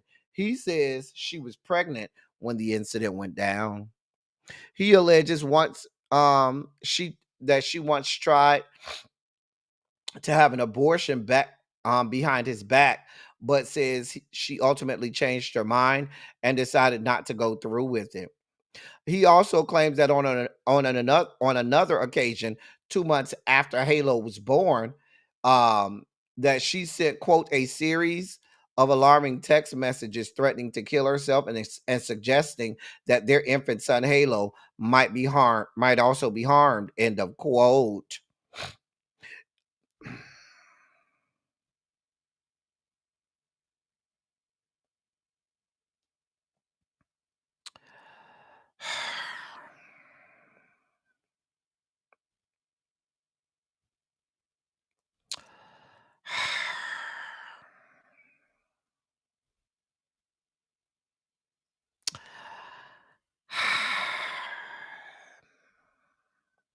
This the same man that says she was abusing him. These are Xavier's people, y'all. These are Xavier's people.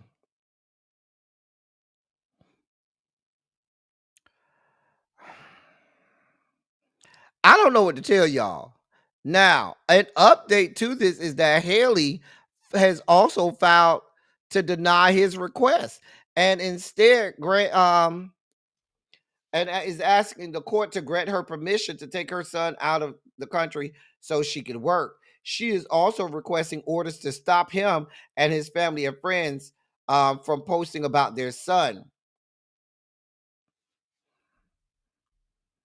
She wants them to stop posting about their son and about the court cases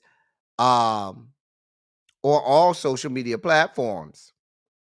She also points out that he waited until today, June 4th, to file the request to block her from traveling and ask for new custody documents when he and his attorneys have ignored all her efforts for him to have monitored visits with their son since the issuing of the temporary restraining order back in May. The man ain't shit. I don't care how good that piece of dick was. I hope you understand, Haley. You got to look out for your own self before you go around getting your box beat in by these people. Y'all was all in love and shit, and now he a whole ass piece of shit.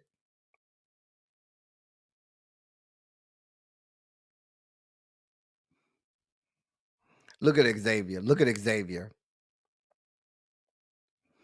Everybody did try to warn her about him. And you was all in love. That dick was good. He was hitting your spot. He had you climbing the walls.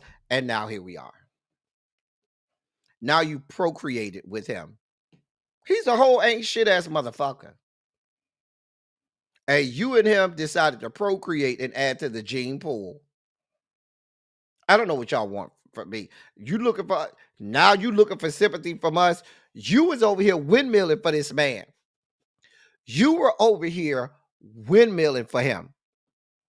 The man is not the man is not lucid mentally.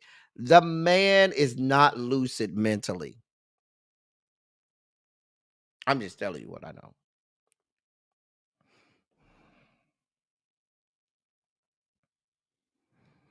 Anyway, moving on.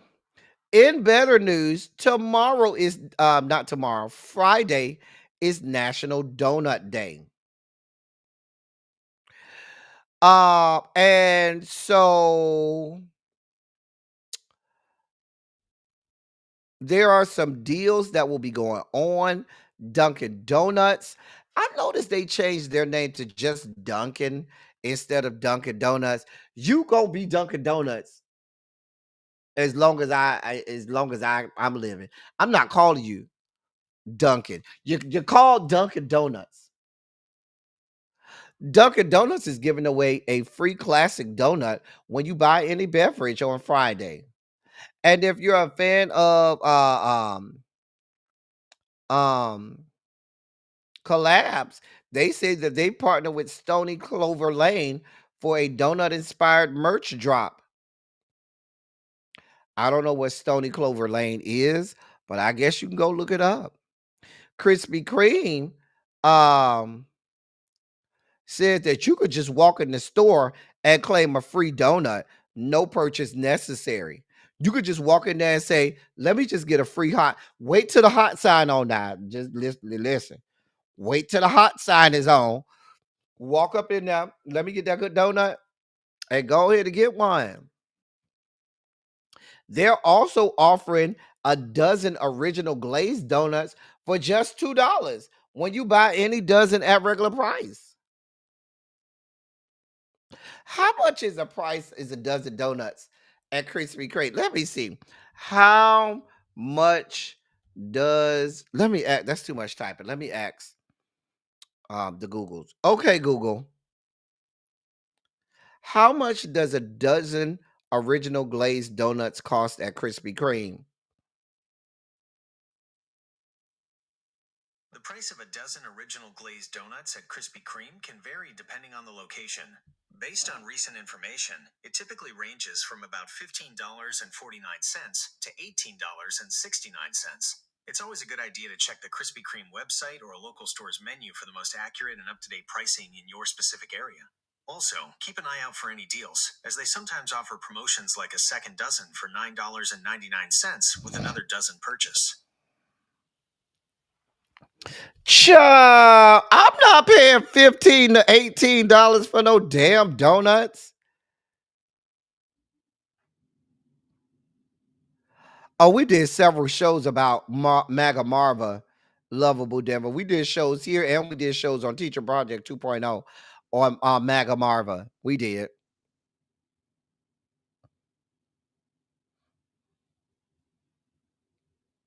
Right, Catherine Powell. They gonna be Dunkin' Donuts forever. Now, let's be clear. I don't even go to Dunkin' Donuts for their donuts. I only go for the coffee.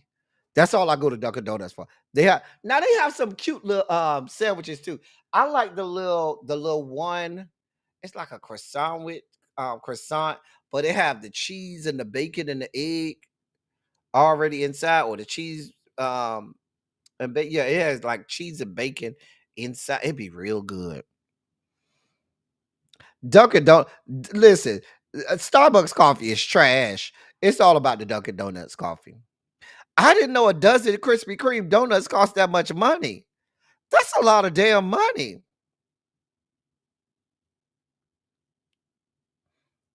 That's a lot of money.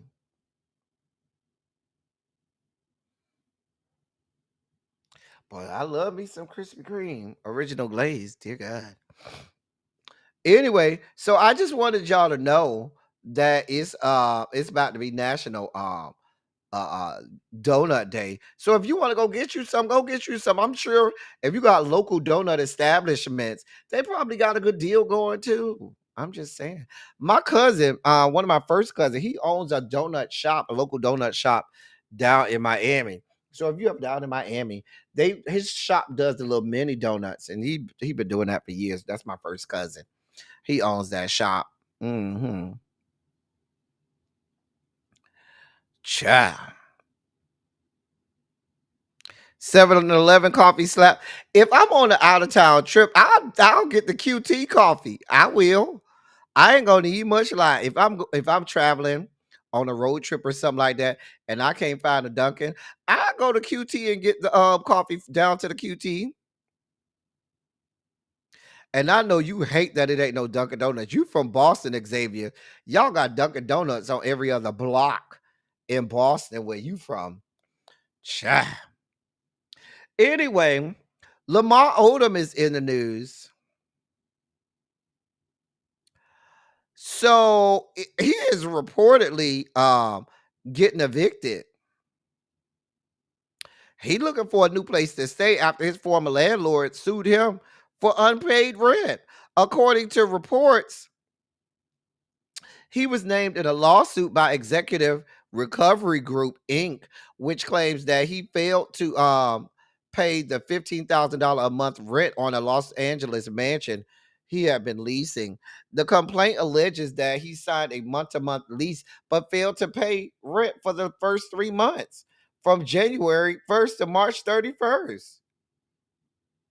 Despite receiving several notices stating he was, quote, required to pay rent in full within 3 days, in the quote, or face eviction. He reportedly still ain't make the payments when they put the little eviction notice on his door. By that point, they said he had accumulated $45,000 in unpaid rent. They terminated his lease on March 17th and submitted all supporting documents with the lawsuit. A judge reportedly ruled in favor of the leasing company after he failed to respond to the lawsuit on April 28th and ordered him to vacate the property. Child, y'all throwing that man stuff out on the streets. I didn't know they did that for mansions. They said this was a whole mansion. They put stuff out on the yard in the yard or on the street. If you own a mansion, oh, I didn't know that. Interesting, Lamar. I don't know what to tell you. I don't know what to tell you, Lamar. Bro, you got to pay your bills. Anyway, moving on. In our last story here today, because we way behind. Well, we started late today too. We started real late today too. But we about to get out of here. Really B told me I could take her whole time. So we take it all of it. Y'all would have been over there at Really B class anyway. So y'all ain't got nowhere to be. Y'all would have been right at Really B class. Cardi B says rival rappers of hers are only able to use Offset's alleged infidelity. I'm sorry.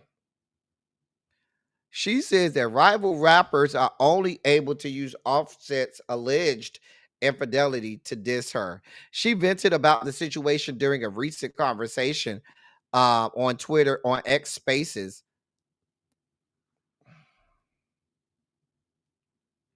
She said, quote, you know how many weak ass rap bitches, because you know a bitch can't sub me for nothing. A bitch can't talk shit about me for nothing. I'm a bad bitch from head to motherfucking toe. I rap. I do music. My kids look cute. I got good jewelry, good cars, property owner. A bitch can't diss me or play me at nothing.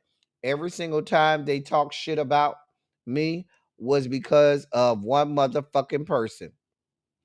But you helping me and you destroy me at the same time. Uh, Let me see what else she said. End of quote. Yeah, I don't listen. I don't speak Cardi B. I don't speak Cardi B. I really don't.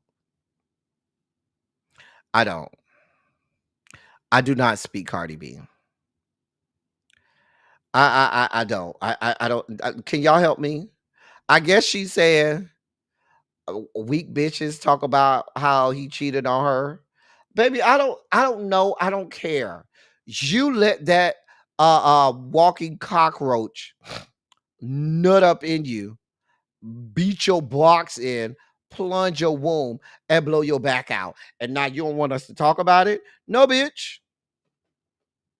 When you allow a cockroach to beat your box in, you get what you get.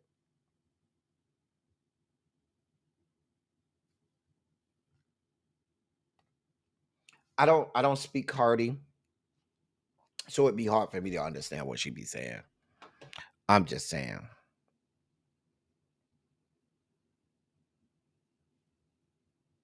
Sweetie ain't the only one slept with Offset.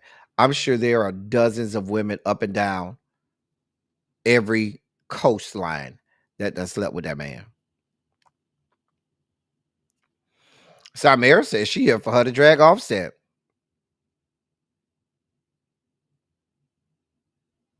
Now, we tried to tell you he wasn't shit from the beginning.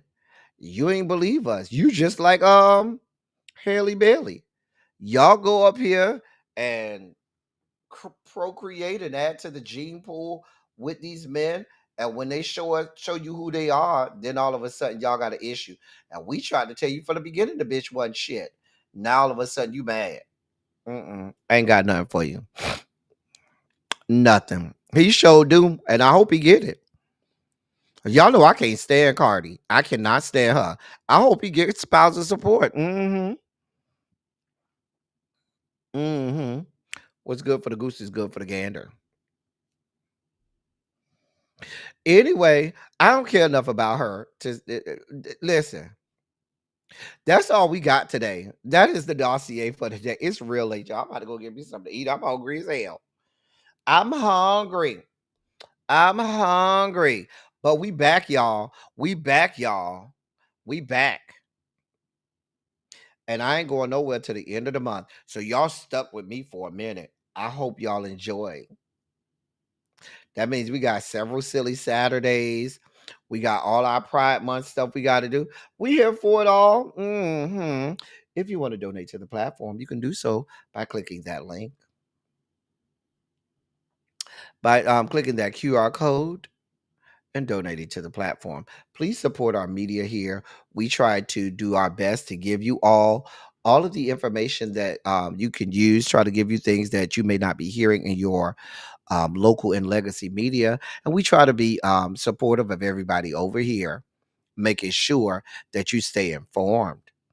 Y'all not going nowhere else and getting I did speak to you, Uncle Jay. Go roll red ball back. I said, hey, Uncle Jay, I read your comment first, and then I said, hey, Uncle Jay. That's how I know you don't be paying attention. Go red ball back. Go listen again, Uncle Jay. I even put your comment up, and then I went back and said, hey, Uncle Jay. Y'all see how they do me? Go red ball back. It's there. Uh-huh. Cha. Anyway. Cha. We about to get up out of it. Demetria just sent a cash app over for dinner. Thank you, my love. Thank you, my love. Demetria is always over here supporting the platform. I appreciate my girl. That's my girl. Demetria for supporting the platform. We thank y'all. We try to be over here doing it. like nobody else can. Please be clear. Y'all ain't going nowhere, and people not ain't nobody providing you this type of fun when you talk news and politics. They're not providing you this type of fun and insight. They're just not. So that's why we're here. That's why we're here, and we'll be back tomorrow. That's all I got for y'all. There will be a silly Saturday this Saturday. There will be. And we'll be back tomorrow, and we'll be back Friday. Anyway, as I always say, I love y'all. I love on y'all. Thank you all for being vocal, present, and active. Thank you for doing what you do. Thank you for any and all contributions that you make to the channel. They are much obliged and much appreciated. Thank y'all for being here. Thank y'all for supporting me. Thank y'all for everything that y'all do. Thank y'all for holding me down too when I'm not here. And y'all always continuing to come back and support me, even when I be gone for long stretches. And I don't want y'all to think that I don't appreciate y'all for that. So thank y'all so much. Anyway, I'm about to get out of here. That's all I got for y'all. Until next time, thank y'all for coming. Y'all drive safely. I'm out. I love y'all. I'll see y'all tomorrow.